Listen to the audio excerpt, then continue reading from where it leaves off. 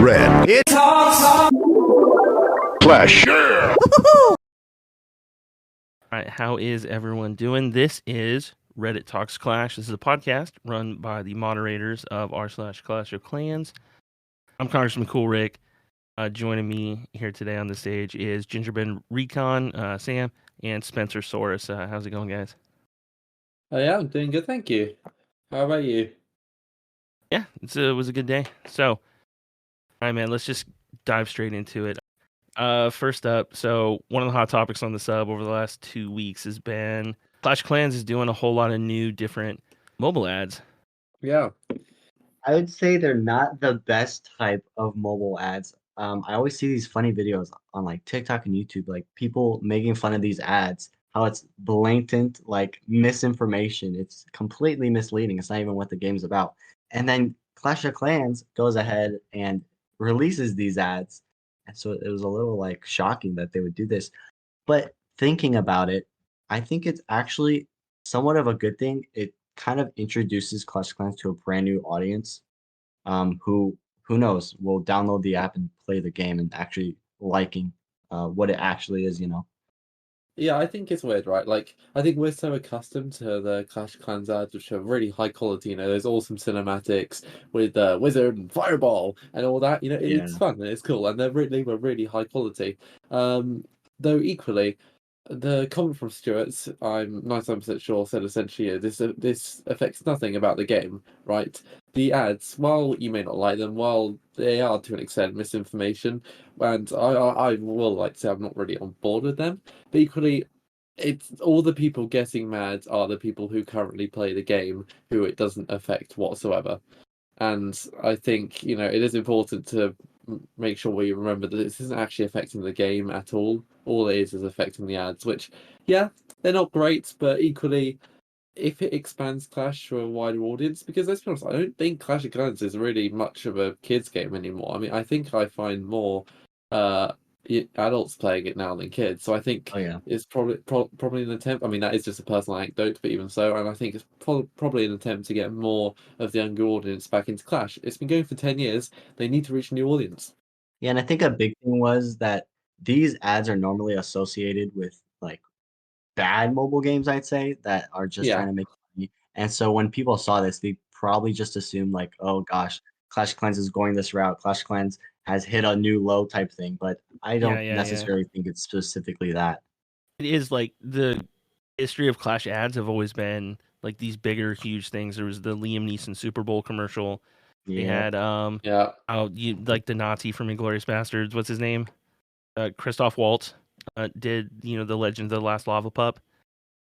Like they've always done Oh yeah. these huge, big ad campaigns, and they haven't historically done the cheap, crappy mobile game ads where it's like, hey, watch 30 seconds of this trash game or some other reward in a different mobile game. They haven't done that before. It's always felt to me that Clash has been above that, and I guess until now. Yeah, I find it hard to get mad about it, right? Like, I don't love it, but equally, it doesn't affect my experience. And from a business and marketing point of view, it's very obvious why they do it, right? It's not great, but equally, it's trying to find a new audience who sadly do have a shittier attention span. I think short form video has kind of taken over the world, especially younger generations. TikTok, Instagram Shorts, YouTube Shorts, Instagram Reels, all that stuff. And I think it's just Clash trying to approach a new audience, which I don't hate. I'm very mixed on how I feel about these ads. Yeah, they're probably just experimenting with it. And if they see it works, they might keep doing it or just stop doing it altogether. Yeah, and also they did say that they are going to continue making those old cinematic animation ads. Stuart said that they were going to make a quote unquote great one for Builder Base 2. So I'm not too miffed. Since you brought up Stuart's comment on it, yeah, he did say, hey, yeah, it's all these tiny little ads. They're probably cheaper. It's probably a different advertising company they're working with. Yeah. Buried in that comment was another line that I think is more important that everyone will care more about is he said it from the Clash of Clans official Reddit account, and he said something along the lines of, Hey, it's Stuart here. I'm gonna chime in while Darian is off filming something. So he guesses what that something is, guys. Really, every time we see Darian on video, it's the dev update stuff. So that is very likely a cool little hint Exciting. that the update is approaching. Yep. Which hopefully it is, because it is. I'm not gonna do the exact math, but it is roughly 135-ish days right now since the last update, which is Wow. not quite technically the longest gap between Clash updates, but it's real close. So Do you have any numbers for the longest update? why, yes, I do, Sam. Thank you for Oh, that. that is brilliant. That's So, good to hear. I had the help of Liam. We looked back through the update history, and previously there's 2 gaps that I think kind of qualify. One, the longer one, will have an asterisk, but 141 days is the longest, like, definitive gap between updates, and that was a gap between when friendly challenges were added and when friendly wars were added. And that was Right. 141 days in the summer of Wow. 2016. So nothing happened in between that. And those are like fairly small updates too, not really sandwiched by big ones. Like, friendly challenges was huge. Like, that was so nice. really? And then friendly wars is what really allowed the competitive scene to take off. It's not huge content drops, but they were massive for the game, at least. That was 141 days. The next one, the one I said will have an asterisk, was 152 days. And that was between the winter update in 2016 and the addition of Builder Base in May 2017. Oh wow. What is the asterisk? So there wasn't really, like, there wasn't any content in between there. There was one balance change, and Doesn't count. but included in that balance change was level 9 air defenses. So there was one thing to upgrade in that 152-day stretch, Oh, I see. which isn't, That's like, interesting. it's technically new content, but it's not really anything That's significant too. So depending on how you want to count it, 141 or 152 days is the longest content drought, and we are getting close to it. Wow. Yeah. Do you think we'll beat it? It's possible. We don't have news. We haven't started sneak peeks yet. The Builder Base update came May 22nd, and that is that's the latest spring update in, like, since they really got on, like, the quarterly schedule. But Yeah. I think that would be It'd be interesting if they dropped it the same day, like It would be 6 years cool. It later, would, right? yeah, it would be the 6-year anniversary if they did it May 22nd. Wow. Assuming this update is Builder Base, which I think we all are assuming, but And also, 22nd of May is on a Monday this year, which is typically a day updates are released, as Monday also gives them the whole working week to fix any bugs. So I'm not ruling out that possibility. Though I'm not sure, because obviously they want to represent Builder Base 2 as a kind of clean break in a sense from Builder Base 1 and all the all the complaints that kind of plagued it. So I wonder if they really want to link it to the original that much, even if it's just semantically. But we shall see. they're definitely approaching it differently too. The original release of Builder Base was super hyped up. It was like 6 weeks of events and ads and a whole backstory. Like the builder, yeah, the boat came, the builder left, and then they had, like, giants were builders for a week, and they had witches filling in as builders for a different week, and it was a whole huge lead up. But this time around, we're getting blog posts, we're getting, early looks and video and details the whole way. It's been great. Yeah, I obviously no one can claim to know the fine details, but I think everyone can pretty easily claim they know what's going on. I mean, I think they've pretty clearly explained most of the key concepts and features of the new update. So obviously we've really know everything about Builder Base now. I think no one can claim to know the fine details, obviously, but I think everyone has a pretty clear picture. We know there's going to be a split base. We know there's going to be some new hero of some sorts. We know the loot system's going to change. We know have a pretty good indication of how it's going to work. We know, yeah, we know about new Expo, for example, Builder Hall 10. I mean, we know a lot already, right? Which is great because it means we can now expectation manage. And when the final thing is announced, no one's going to think, "Oh, I can't believe they've done that. That's not at all what I thought it's going to be." Because, well, how would you not? It's nice that after 10 years they're finally starting to really consider how to manage the expectations of coming updates. And while obviously I have no evidence for this, a tiny part of me hopes they have possibly taken a few minor points of feedback from the community from these blog posts on and actually adapted them into how they're producing the updates. Yeah, I mean, there's a good chance they're not, but even so, the added transparency is just a really, really nice thing. All right, moving on. Our next topic is going to be the Queso Cup spell tower usage. Spencer, you watched all the replays and did the math and came up with a cool little infographic, didn't you? Yeah. Let me go ahead and send that. So yeah, I posted this and I did see a lot of people say, "Oh, I'm not surprised," but I don't know about you guys, but I was actually pretty surprised by these usage rates. Um, Specifically for the Rage Tower, that has the highest usage in like 90 something percent of all attacks. And the reason for that is when spell towers were first released, um, I saw Rage Tower and I was like, oh, that's kind of like just maybe to show what the mechanics of a spell tower is. No one's really going to use the Rage Tower. It's kind of like the Lassie of spell towers. But it goes ahead and now it's the most used spell for spell towers. And I was blown away by that. What do you guys think?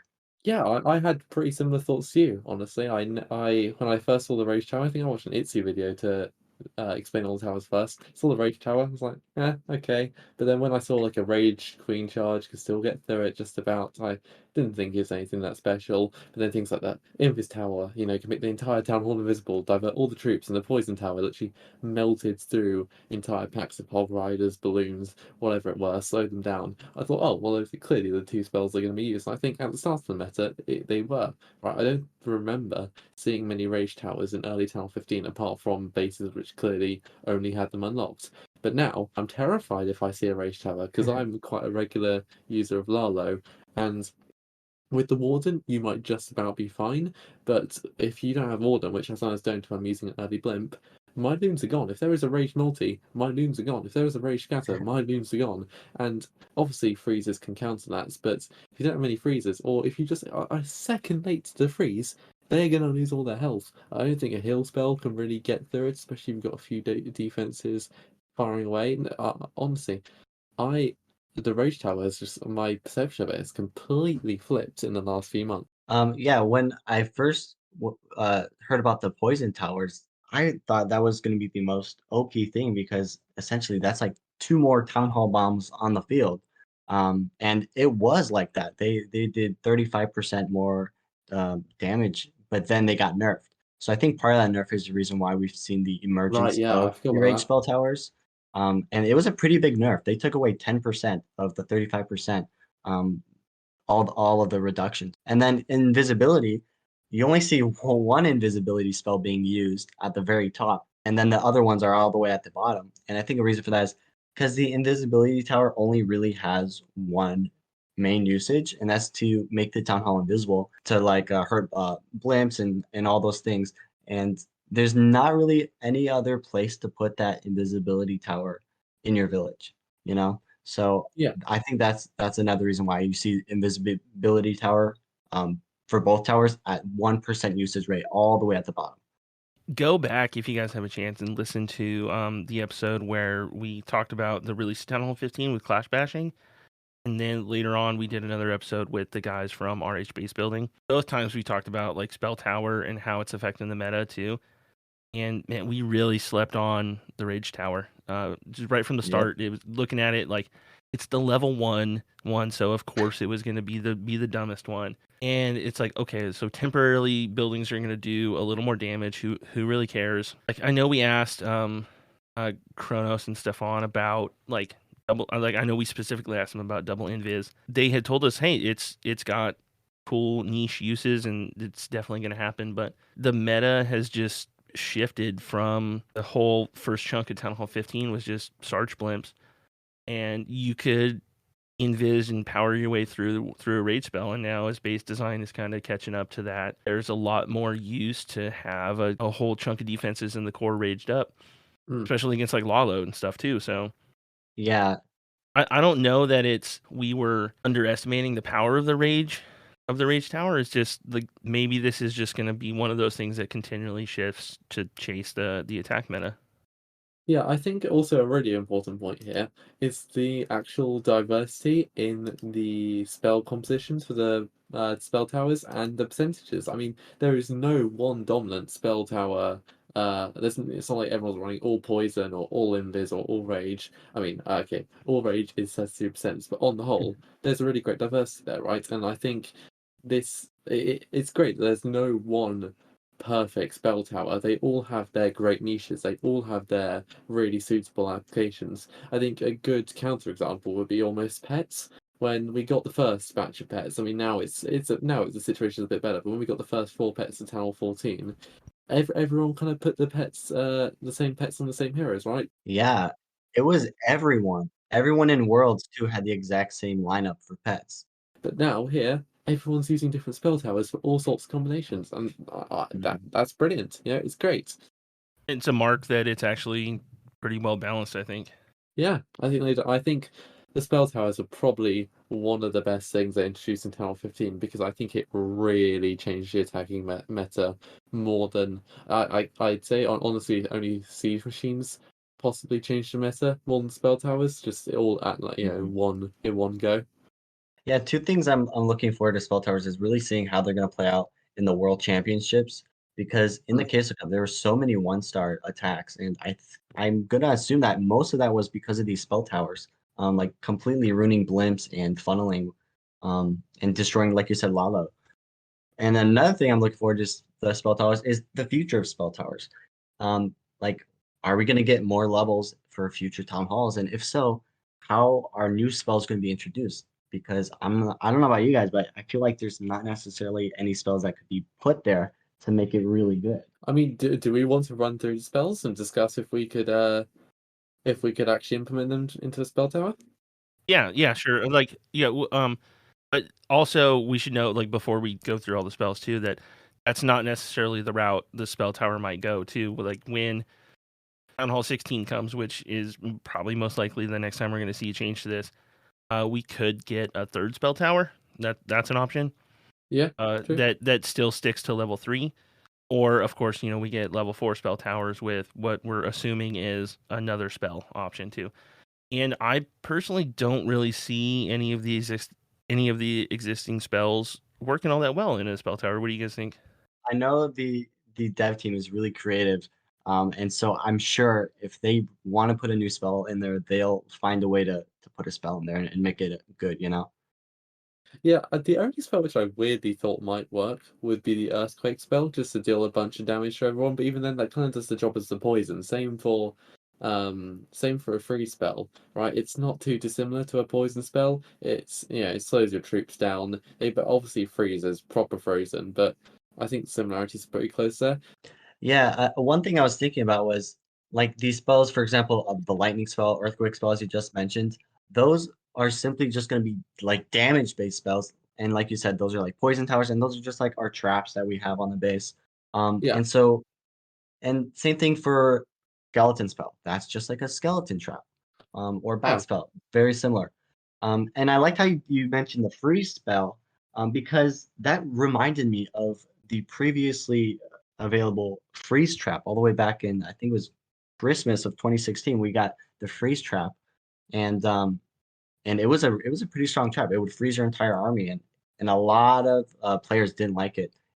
They considered it as toxic as that tornado spell, and so I think that's why they never eventually brought it as a full-time spell to the game, was because the community didn't like it. So for a free spell, I don't necessarily see them bringing that to the game. And same thing with the spells like jump spell or clone spell, recall spell. How are those going to even work on a spell tower? Um, and so the possibilities are really small.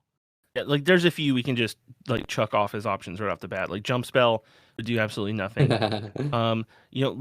Probably lightning spell too. One of the big concepts that Supercell always tries to push with their updates too is new things need to fill a new role and yeah. be somewhat unique too. Like we have lightning defenses already in the game. There's the Super Wiz Tower and Clan Capital side, but whatever. But also just like a lightning damaging tower, we have that. It's called a Tesla.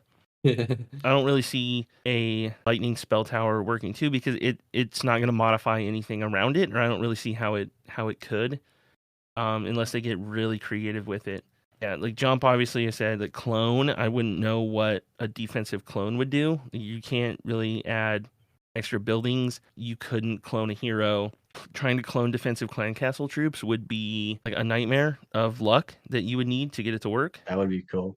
It could be Yeah. cool, or maybe it would have to, I don't know, like put out a clone of your CC troops a second time that or have like the clone lifespan. Oh. I don't know, but like, I just don't really see a good way for clone to work either.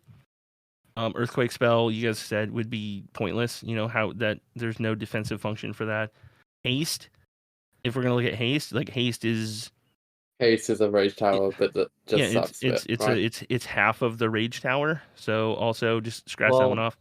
I feel like that one might be used if they like really hammer in the speed boost of the defenses. You know, 'Cause like rage, I know it's a Yeah, but, percentage increase from the rage. What if they just doubled that for a haste tower, and then you got an expo knocking down well, a queen so fast? You know, ultimately though, like either one would do more DPS or they do the same Yeah. DPS. Either way, it renders one or both it's pointless. like whether like because the rage tower right now just does increase damage, right? It doesn't increase the attack Mhm. speed, but it really doesn't matter because it's either attacking for more damage or it's attacking for the same damage faster. So like functionally, that's the same thing. Yeah, the only thing it can make a small difference for it is like bomb towers or scatter shots, but even then, it's just such a niche use case. Yeah. So then like next up, healing a heal spell tower. Yeah, stupid. the battle builders that we got at Town Hall 14, they repair Yeah, buildings. That would essentially right. work the same way. So all of the current home village spells, I don't think any of those would work. So hold on, I will say like I could see skeleton or bat spell working. I know you said it's basically Oh, just really? like we already have skeleton trap, so which is one of the reasons I don't think we would see that. But like the idea of a spawner kind of tower could happen. You know that we have, you know, Clash Royale is just silly with spawners. I do think it's more likely that we see a bat trap at some point than like a bat spell tower because it is just really too similar and honestly not But that also powerful. that's just air skellies. No, Yeah, it is. It really is. So, Yeah. like, yeah, like I don't see any of the existing spells really being able to work as part of a level 4 spell tower at all. Yeah, so that got me thinking, what if we looked at other like Clash games and saw those spells? And one that stood out to me, I don't know if anyone ever played Clash Quest, but there was a spell in that no. game called the Bless spell. And what that did is it increased maximum health points of like troops and it fully healed them. And so that kind of reminded me of maybe like something close to an invincibility spell. An invincibility spell doesn't necessarily exist right now, unless you want to compare it to the Grand Warden ability, but it would make buildings completely like not able to take any damage, and troops would still be able to attack it. So essentially, you just have troops continuing to attack buildings that are taking no damage. So it's kind of stalling the attack while all the troops are still taking on all that damage, which I think is a pretty good idea for a spell tower, if you ask me. I don't know. It feels like a worse Invis tower because an Invis tower stops the troops attacking and it redirects them, whereas this would just stop the troops being able to damage the defense. So I get what you're saying, but I feel like it's just a worse Invis tower. I know in theory they could make it last 10 seconds, 5 seconds longer than Invis tower, blah blah blah, but I feel like it just doesn't cover a big enough niche, right? Like Rick said, it needs to new updates, new content need to add something that is currently missing, and I feel like this has too much crossover with the invisibility spell. The other thing to note too is that like rage, poison, and invisibility aren't functionally any different than they are for on their offensive counterparts too. It's all very intuitive and they function exactly the same too. So I would Well, assume they want to carry that on. that's not entirely true. I mean, rage doesn't increase the Okay. speed of defenses, right? But yeah, okay, yeah, I get what you mean. Oh, I mean anything that would be a fourth spell too, we gotta assume it's gonna be pretty close to how it functions offensively. Does anyone remember the shrink trap, which had a shrink spell in it, and it shrunk your army down? I do. And Agree. I think it was available during when the builder left, I think. It was Um, a no, holiday one. the freeze trap was the Clashmas one, but I think the shrink one was for when the builder left. I'm not entirely sure. Someone could correct me on it, but like I said, that shrunk your entire army. And I remember everyone saying it was just too OP because it reduced your Barbarian King's health to the health of um like a Hog Rider or something, you know? So that I really don't know. It maybe instead of huge reduction to the health and damage, it could be lighter, but I could definitely see that working. What do you guys think? Yeah. Yeah. The cool thing about the spells now is they all do, like, you have to plan for them in different ways. Like, you have to have, the Warden ability or Healer's Rage to get through a Rage Tower section. The poison, you just gotta hope to avoid and get through it quickly. And the invisibility, you have to think about pathing and stuff too. So anything that's just gonna be like, hey, this is gonna hurt your troops more, I don't know. Like, I don't think it's creative enough for them to settle for it. Yeah, I mean, Spencer, you started alluding to this earlier, is if we take clan capital spells into the equation, because obviously we had just been discussing home village spells, so I don't know if anyone has any bright ideas for clan capital spells. Well, yeah, one spell in the clan capital that doesn't exist in home village is the frost spell, which I believe slows defenses rather than completely freezes them. So similar to how we discussed the freeze spell, maybe a Yeah. frost spell tower will just slow your army rather than completely freeze them. But then again, I feel like that's just so close to a poison. Isn't that what the That's poison that's does? just Yeah, half of the poison, Yeah. yeah. but what about the graveyard spell in clan capital? That is one I could see slightly working. Well, I know in the clan capital it brings back troops that die. So what if the graveyard spell on the spell tower, Right, yeah. any troop that died in the radius was brought back as like kind of like a clan castle troop and it fought your army. So like let's just say you have um what's a good troop? Like an Electro Titan that dies in the aura of a graveyard spell tower. And then as soon as she dies, she is resurrected from the graveyard spell and she becomes an enemy troop that starts fighting your army. Just balancing that would probably be a nightmare too. Just thinking like, okay, like now you're gonna give someone an extra 32 clan castle troop space essentially, even for a limited time. That's I mean, I don't know, that could get out of hand real quick. Yeah, there would have to be some major balancing for that idea. Just Like ultimately, I think if they are gonna add another spell, it's gonna have to be whatever ends up being the Town Hall 16 signature spell. yeah, either each level will introduce a spell or they'll just increase the power of the three existing spells, which is a little bit more boring. Yeah, that'd be disappointing. But I guess, since we were talking about Graveyard and the Clan Capital too, coming up on, what is it, Monday? May 2nd, is the 1 year, That last year flew by. the 1 year anniversary of Clan Capital. I know. I was supposed to, I still feel that Clan Yeah. Capital's that new update that came out last month. If 50 some raid weekends in the bank, like how are we feeling about it? Oh, I just don't care. Like I haven't had the energy to care about it in about 11 months. Spencer, how far's your clan, and like, do you have any overall thoughts at least before we? Yeah, well, my clan just hit Capital Hall 10. We're a tiny bit rushed, I'd say. But overall, Clan Capital, I don't hate it. I don't necessarily love it. It does kind of feel like a chore doing every weekend, those 6 attacks, and then putting in my capital gold. But I feel like there's a solid stuff there, and it still has potential to be much greater than it already is. Yeah, I'm not declaring it dead yet. Oh no, it's far from dead. There's still a lot of life left in it. Like, are you guys close to max? I truthfully don't know. I wish there was an easier way to see Clan Capital progress. I mean, we've been at Capital 10 for months, I think. So you can take that as you will. I think all our offense is maxed. I guess that's one easy quantifiable thing I can look at. But in terms of defenses and structures, just I have no idea. I mean, looking through my districts and scrolling through the upgrade list, still looks like a lot to get through. So I don't think we're close to max. But truthfully, I do wonder how many clans are actually close to max. I mean, since Town 15 came out as well, no one's using their builders on Capital Gold. I mean, obviously, more people are now. People begin to max Town 15, but for a good few months, no one had their builders on the Forge.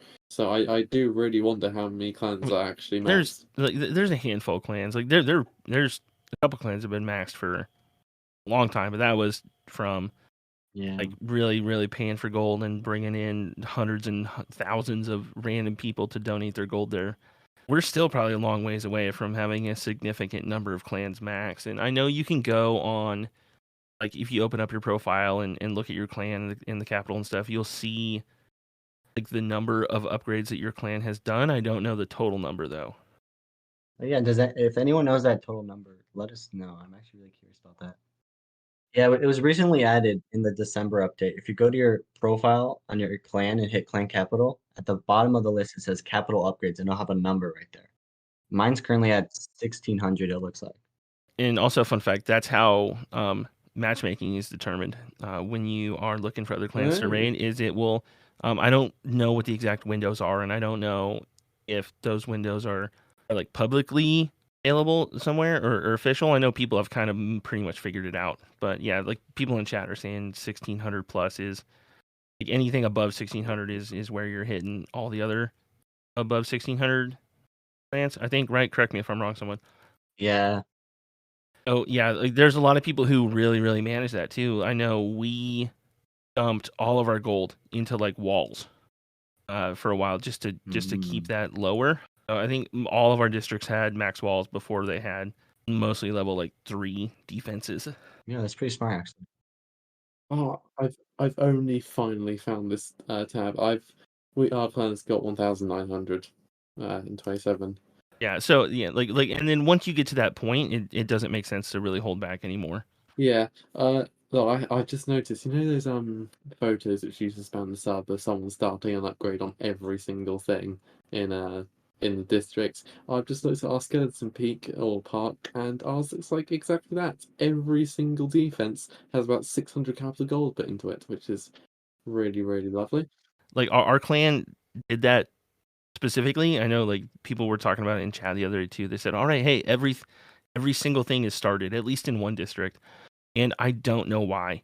So I haven't really cared to ask either. But I assume there's a purpose to it somewhere. I don't think there is. I think people just think it's funny. Ha ha ha, I've started all that upgrades. Look how terrible it looks. A couple days ago, I gave you guys homework for this podcast Did you? to come up with a couple ideas for fixing what's broken or improving the clan capital. Really just come up like ideas for the clan capital. Did you guys make a little list at least? Truthfully, I didn't know you said that, and I must have missed that. You said okay. You're like, oh yeah, great idea. Classic Sam. Well, you're gonna have to do it on the fly. Well, fortunately, I have a breadth of ideas already. Perfect. At the helm. Okay, go, because Sam. I made a post about it. Sam, okay, first idea, I go. think Clan Capital. Yeah, here we go. Right, I'm already prepared. I'm thinking of a post complete. Yeah, I think Clan Capital could be really great for esports if they change a lot of it. Right. I think I have talked about this on a pod before, so I don't want to go into it extensively just to avoid repeating myself. But essentially, right, esports right now, it may be you do it as a clan, right? Esports typically done as a 5v5 clan more, but truthfully, there's not much teamwork in there, right? You are doing an attack by yourself against a single other player.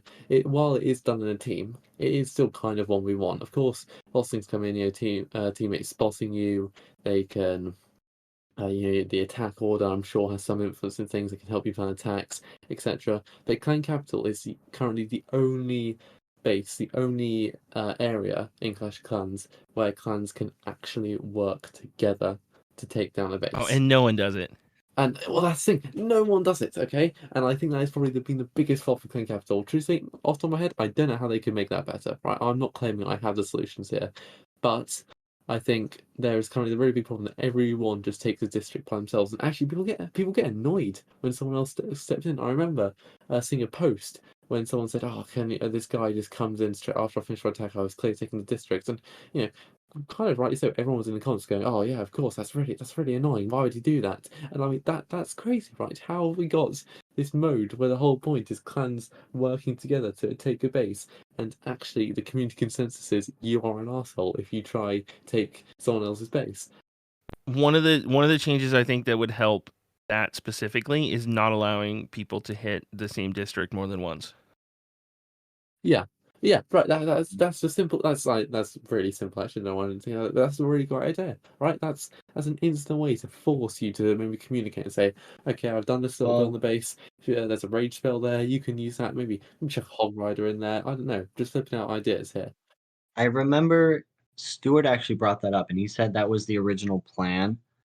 But I don't know. I just feel like that's just gonna frustrate everyone. They have to log on 6 separate times and hope that someone else attacked, you know? Yeah, and then especially when you get towards the end of the raid weekend too, when a lot of your clanmates already have completed their attacks, Yeah, and when you get to the end, you're like, okay, literally, we're stuck here. I still have 3 attacks to do, Exactly. and I cannot use them. So I mean, there's and its current state, of course, your raid medals are tied to your attacks. it creates other problems. Right. So obviously the problem is that Clan Capital doesn't actually have a competitive nature to it, right? There is no way you can fail unless you run out of attacks, right? That's the only way you can fail. So that would need a whole overhaul. You need a proper way to fail. They need it to actually be more confrontational, because obviously you attack a Clan Capital based on another clan, but then they're not attacking your Clan Capital simultaneously. So there need to be some head-to-head aspects. There needs to be some more skill expression. The current groups make it so there's less granular control. I mean, there's so many things I could rattle off here about why it's not suitable, but I think there is a platform there. Right. Well, yeah, I have 2 small ones and 2 larger ones. What do you wanna hear first? Go big right out of the gate. All right, big one. Well, looking at Clan Capital, one of the things that I think is really great about it, which is probably overlooked, is the terrain on Clan Capital. Um, like the cliffs, the water, the bridges. I feel like that's so unique. When they released Skeleton Park, they brought in the vines, which was like a permanent walls. It was a brand new type of terrain. And then you have Dragon Cliffs, which has so many cliff tiles, and Balloon Lagoon has a lot of water. I feel like that has a lot of potential. They could really make each district much more unique. Each district just having its own type of thing, you know. All the terrain is really cool. There's these big cliffs. There's water Hmm. features. There's lakes and rivers and stuff. The problem, I'm gonna use your point to segue into mine. The problem with some of those is just like, okay, I have these big rock walls and they're protecting a corner with nothing in it. It's kind of pointless. So if they let us move those, I think that could be kind of cool. I kind of like the strategy of like working with what you have and finding unique ways to do that. But yeah, I could definitely see where it comes from. Like I think it would be nice if they let us contribute shovels to the Oh, capital to move some of the bigger features, that's even if it's interesting. one time only. You just say like, Mm. hey, like let's move this moving this cliff is going to take 10 shovels, and we can all donate shovels to it, and then we can move it and redesign the base, actually using those big geologic structures like that. I think it would be pretty cool. I mean, shovels are technically a paid for item, right? But I do think that's slightly controversial, having a paid for item. Then again, I'm saying that when builder huts are literally paid for Yeah, by it would be gems and nice they're a if they defense brought example more of it. shovels So into the raider shop for that. And kind of tying into that, the uniqueness of each district, I was a little bit let down when Skeleton Park was first announced. Just the name Skeleton Park, and then it had a little gravestone on the little teaser. And then turns out we have the Infernal Dragon as the troop there. And I feel like if each, like I said, if each district is unique and they have a specific theme of troops, like Skeleton Park, there are so many skeleton-based troops that already exist in other Clash games and in this game too. And instead of just reusing a super troop from the home village, I feel like if they really brought in more unique, more specific troops for each district, that would give it a lot more character. All right, Spencer, what's your next one? I have three really small quality of life changes that I want to see brought to Clan Capital. The first one is like those arrows between districts, kind of like in war maps. Oh yeah, I hate backing out. Yeah, and then yeah, because you have the clouds close and the clouds Yeah, that'd be open. It's a huge. pretty long transition, to be honest. And another quality of life I want to see is whenever we have those replays in chat, they take up like 60% of that entire chat. I really want to see those shrunken up so that they're not so clunky, you know? They're huge. Or yeah, a separate tab would be awesome. One of the cool things Boom Beach does is like when someone posts a friendly challenge, you tap on it and then it creates like a little pop-up window with multiple all the FCs on it. So something like that would work. Just one more quality of life change I have, which doesn't exist. I don't know why it doesn't. Maybe there's a reason, but we cannot watch live friends attacking when they're attacking in their clan capital raid weekends. There's not that icon that allows us to watch their live attacks like we already have in Builder Base and Home Village. I'm sure there's maybe a reason why, but I don't know. I kind of want to see Rick attacking clan capital and make fun of his attacks. You know. Oh, dude, like there's nothing to make fun of with just doing, the barbarian wall breakers, whatever they're called in graveyard spells. Yeah, and I guess the only other thing which doesn't have you can't watch people attacking is Clan War League. Which Though I Actually, didn't hate. know I that. reckon that actually has a genuine, which I think is dumb because which I think I mean I think they probably justified it as the same way no one less than Elder can spectate Clan War League unless they were enrolled in it at the start, right? It's all about keeping it really secret and whatnot, but I don't know what exactly they're hiding. There's no advantage because like you can't change anything about your layouts to it. There's no way you can negatively affect it by doing that. I don't know. Like The only thing is if it was a friend who's in another clan, not the one you're currently attacking, but another on another war day, and they saw that you often only use Blizzard, so they design their bases to counter Blizzard. But even then, I mean, what are the chances that One suggestion I saw in chat was increasing the amount of capital gold we can store. Right now it's at 25K. And they say, why not bump it up to 30 or 50K? Do you guys think there's a reason why they put that number at 25?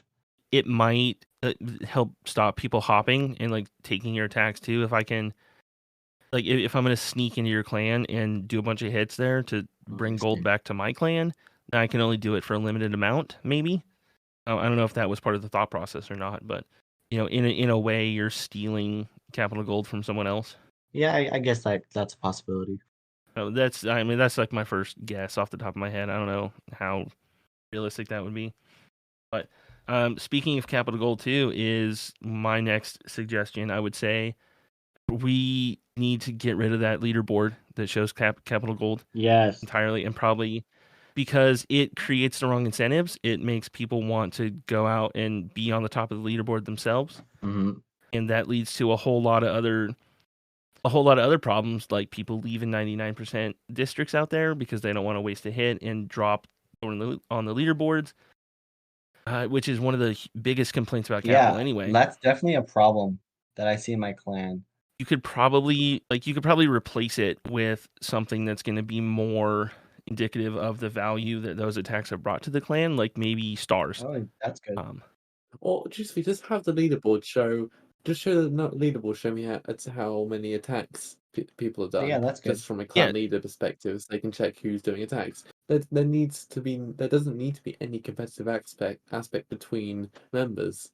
If you put a leaderboard up, like people are going to assume Yeah. like this is the goal. This is like the whoever is on top is doing it right and doing it better than me. And if I am even second place, I am doing something wrong or worse. So I need to try and maximize my own personal gold gain, and that's counter to what they said is the whole intent of Clan Capital, which is to all work together to build some big village, and it sets the wrong incentives. Yeah, I'm completely with you on that one. So also like the final one I wanted to talk about too was like districts need to be way harder. Like 2-hit meta is like it's the whole idea that every district you should be able to do in 2 hits and 3 for the peak. Like it's terrible. The districts need to be a whole hell of a lot harder. And they need to take real strategy and just find ways to force you to work together. Yeah, I like that. When Clan Capital was first announced, I assumed that each district would require like 5 to 10 attacks, and then now we have people two-shotting some districts. I know I always bring up Boom Beach. Like I'm not a huge Boom Beach player really anyway, but I do think they get a lot of things right. But like operations in Boom Beach, you're looking at like even the stronger ones have 6, 7, 8 bases that you need to take down, and doing one operation to take down those 7 bases takes an entire clan. That's what I was hoping to get out of Clan Capital. But just like, okay, hey, here's a base for one person to hit twice is it's not the scale that I was promised when they first released Clan Capital. Yeah, I know you can argue things like terrain, obviously the type of how the spells work. They all differentiate Clan Capital a bit from Home Village, but ultimately, when the meta is now that people stick to their own bases and don't actually interact with each other, there's nothing really huge to differentiate it from Home Village, right? And that needs to be the case. It needs a raison d'être. It needs a reason to exist, right? It's designed to look big and look huge, but it's really not. Like everything's still. I haven't counted buildings yet, but we know they're still under 100 building limit on these. Yeah, so the actual size for Clan Capital, each district is 50 by 50 tiles. And comparing that to Home Village is 44 by 44. It's really not that big. Yeah, exactly. And then Builder Base, as we've seen, is going to be shrunken to be a much smaller tiles. So I feel like we got to make Clan Capital bigger. All right. Anything final to add for Clan Capital? One last thought I want to put out there. You guys don't have to respond. I just want to see those clan houses in the shop for actual money. Thank you. I haven't even looked at what cosmetics are for sale in months. Like I bought a windmill. I don't even know if I put it on. Like does anyone really care aside from Spencer about Clan Capital cosmetics? I care. Like adding more house skins to Capital isn't gonna save Capital. No, I forgot how skins existed, to be completely honest. Especially it's also there at the bottom of the shop. I feel like they need a separate tab in the trader shop for people to notice them because I consistently forget they exist because they're all the way at the bottom. Yeah, they should bring them to the top. Or just a separate tab, separate tab it solves all your problems. All right, we are at an hour. You guys want to talk about the rest or just wrap it up? All right, well, we will do. Let's do it quickly, just because who's in the audience. All right, so sitting here listening to us live. If you guys haven't checked out other podcasts, there's a really cool one called the Clashuals, and there's 2 of the hosts here listening to us, Adams, Big B. So shout out to these guys. They're gonna go live and do their podcast later tonight on Twitch, and that's gonna be on Clash Fan 9's Twitch stream. So in their last episode, they had a really cool breakdown of outdated clan ideas, and there was one that really struck a nerve that I wanted to ask your guys' opinion on. Is do you require people to get a minimum amount of points in clan games, and why? Yes. So I'm not currently a clan leader, though I was for the past year, 2 years. For quite a while, as basically I was the leader of a clan, and then also for co-leader for a bit. And no one, we never really looked, right? There are way better ways to notice when someone is inactive. For example, red for a long time, grey shields, low donations. There are a whole combination of factors which you can go, right, you're inactive. And truthfully, never really looked at the clan games points. But equally, there was always the expectation that you would do it, right? Because I think there is a fundamental flaw in going, I don't need to do anything because everyone else can do it. And you can point to this in many walks of life. For example, I don't know, voting, right? You can't just sit there and think, oh, my vote doesn't matter because everyone else will vote, therefore it's irrelevant, right? And if everyone thinks that, nothing happens. So it does grind my gears a bit when people do just not participate in clan games at all, because ultimately, if everyone thought that, you wouldn't get anything done. But then at the same time, we never really cared that much. We Clan games were just this little thing that came around once a month. They always sprung up on you because no one even remembered they were coming. Nice to do, nice to get some rewards. Always appreciate it. But ultimately, I never really dove in. Probably got stuck into all the stats and what everyone was getting. Well, yeah, this is a very interesting topic. When I was part of my clan, before I was leader of my clan, I was co-leader for about 7 years. And since the release of clan games, we had a very strict rule that every single person in the clan had to max out their clan games points at 4,000. And if you didn't, we would kick you right as What? clan games ended. And we enforced that rule, like I said, since the release Oh, of clan games.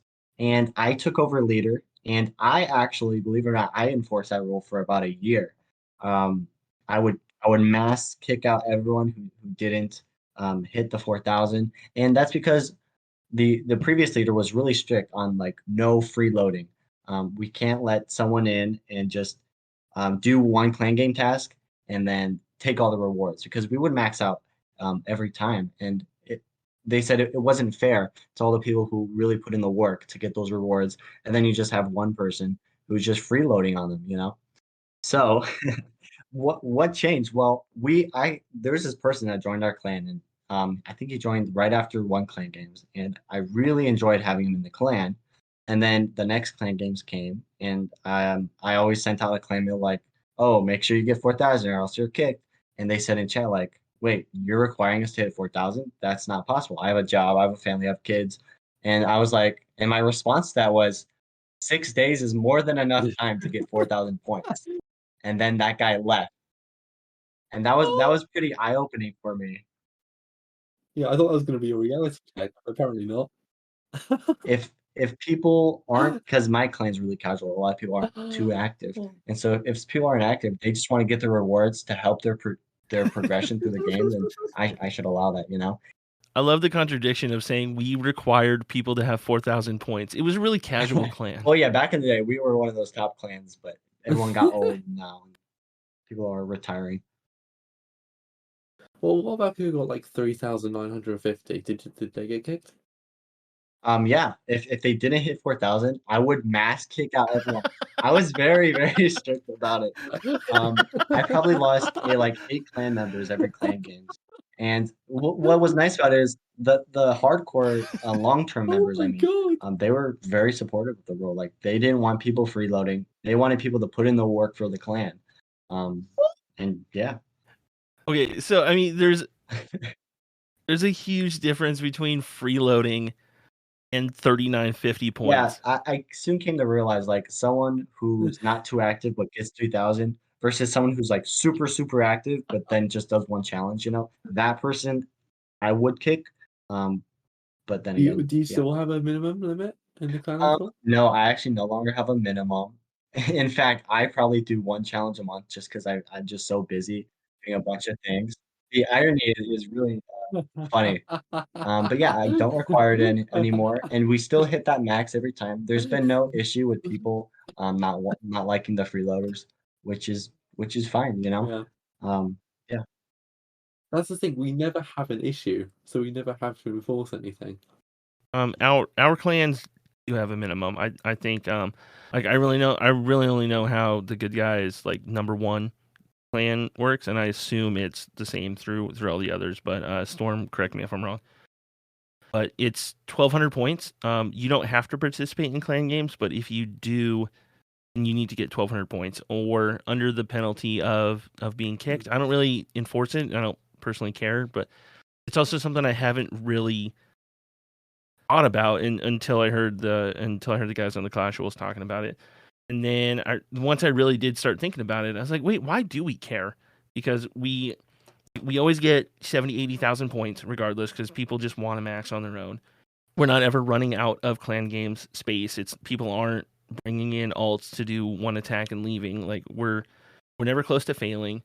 I really don't care. There is that aspect of like, hey, everyone should contribute an okay amount, and it's not fair to make other people's carry you. Which sure, in a lot of clans that is probably true, but that's never been true of a clan I'm into. Like no one's ever been forced to max out on an alt just to get us across the finish line. So yeah, I really don't care if someone occasionally brings an alt and does one challenge and bails. I still kind of don't like that, but that's just me, I guess. Give people free stuff. Like I'll have opinions on it, you know. If I see people like Parker here, if I see someone bring and if I see someone bring an alt, do one challenge and bail, and okay, whatever, you know, like yeah, you know, especially if that person knows the rules, but also like long term, I don't know, it's not an issue. I can see minimums having a purpose for certain clans in a very specific position, but really like the solution to that problem is going to be recruiting more active people, not requiring them to do more clan games. This clan game sucks. Like, does anyone really enjoy it? Especially since they nerfed all the challenges to be 150 to 300 points. Like, it's not Yeah. fun anymore. What I try to do is before I do an attack, go to the thing and pick a challenge I know I'm gonna get in my attack. Like, so I take down 30 king levels, right? I know I'm gonna do that in my attack, so I'll pick that. And I mean, often I don't even remember to start a challenge. Like, gone are the days that I used to wake up like when clan game started, which wasn't too much of a challenge as it is at a comfortable time in the morning, like 9 a.m. But still, and spend more than 2 hours just hammering through Builder Base to finish it, so I didn't have to think about it. But at this point, I just don't even care. I mean, it obviously comes from the fact that as I'm now getting close to max, I'm not less use for magic items. Right, they're overflowing a bit. I don't need that extra reward for 4,000. I mean, sure, it's like extra 50 gems or something, but I just don't care. It doesn't have any fun. I don't really need the reward desperately. All right, guys. What the f was that? Oh, what the hell? I hope that got recorded by Craig. That was Rick the just got funniest thing I've possessed. ever. Oh my goodness. We can make like a remix out of that or Oh something, my like a mixtape. god. Well, I think Rick might be down and out. So right, let's carry the intro. Thank you to everyone who listened. Spencer, do you have any shout outs? Oh gosh. I no, I don't have any shout outs. Shout out to Rick actually. He just freaking died in front of everyone. I'd first like to shout out Trample Damage and Clash Ninja, two great content creators who are always active on the sub, and I always feel the need to give them a big thank you because they're great people. Use code Ninja or code Trample Damage when you buy the Gold Pass in a few days because they're awesome people. Also, please do be aware that we also now have a new role for being notified about the Red Talks Clash podcast. It is called RTC Listener. You can equip it for yourself in the hashtag self-roles channel in info. Spencer, can you quickly tag it in the chat for me because I can't speak and type at the same time. But yeah, please, if you are interested in continuing to listen to this podcast, which we really hope you are, please get the role right now, and then you'll always be notified of our podcast. We should have some good ones coming soon, with hopefully an update and hopefully some special guests in the distant or hopefully near future, but we'll keep you all up to date on that. But yeah, I think that's it. Spencer, anything else I've forgotten to say? No, I think that's just about it. Well, yeah, perfect. And also thank you to Cart and Hawkeye for kindly setting up that role for us. It is greatly appreciated, as us who have no idea what we're doing on Discord. So yeah, thank you all for listening, and we will see you in 2 weeks. Have a good rest of your evening or rest of your day. Goodbye. Everyone.